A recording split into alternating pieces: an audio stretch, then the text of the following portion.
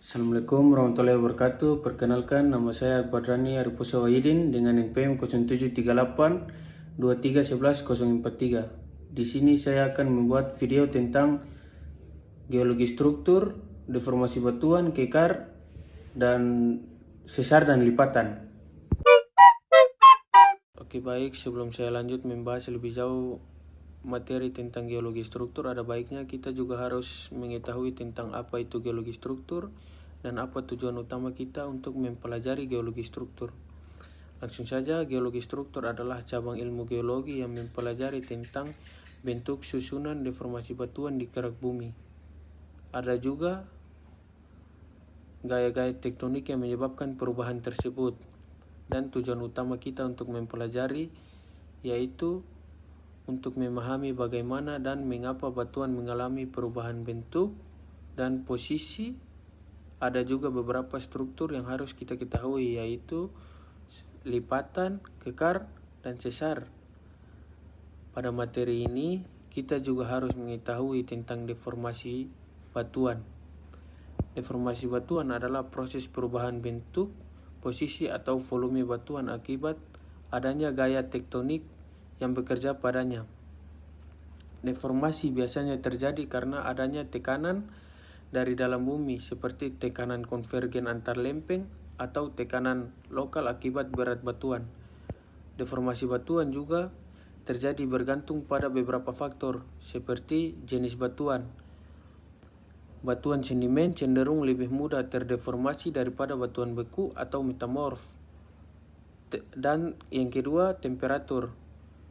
Temperatur yang semakin tinggi, batuan akan menjadi lebih plastis dan mudah berubah bentuk. Ada juga tekanan. Tekanan yang semakin tinggi juga mempengaruhi kekuatan dan cara batuan mengalami deformasi. Ada juga kadar air. Air dalam pori-pori batuan dapat mengurangi kekuatan dan membuatnya lebih mudah berubah bentuk. Ada juga 3 jenis utama deformasi yang terjadi pada batuan, seperti elastis.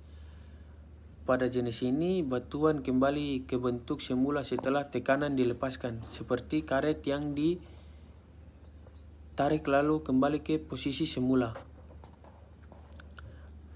Yang kedua yaitu jenis plastis.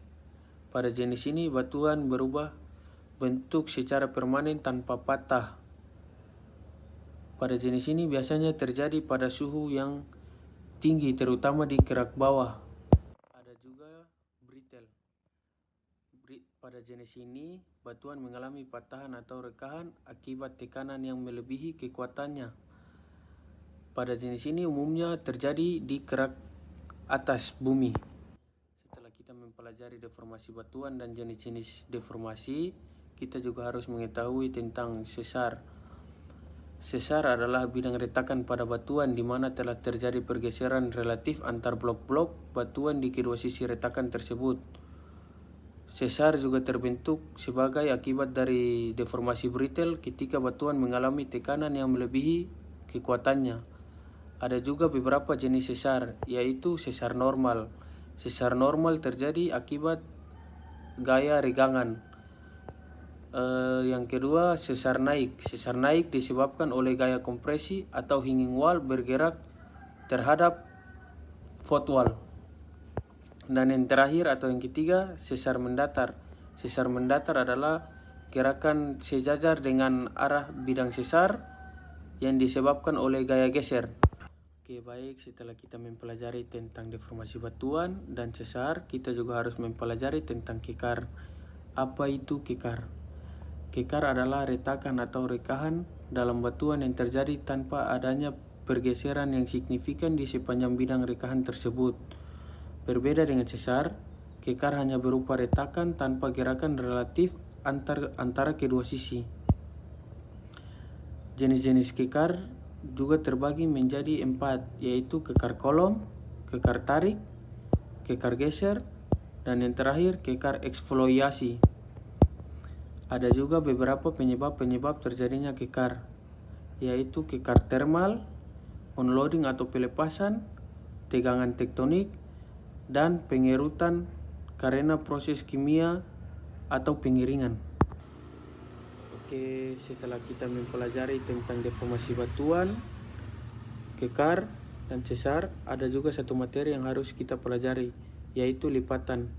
Lipatan adalah lingkungan atau pembengkokan lapisan batuan yang terbentuk akibat gaya kompresi dalam kerak bumi. Ada juga beberapa jenis lipatan berdasarkan bentuk. Yang pertama, lipatan tegak. Yang kedua, lipatan miring.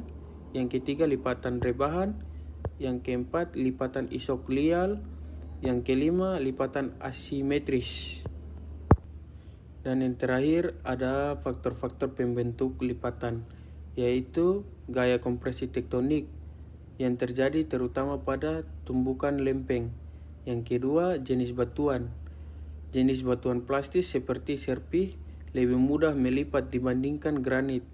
Dan yang terakhir atau yang ketiga, tekanan dan temperatur.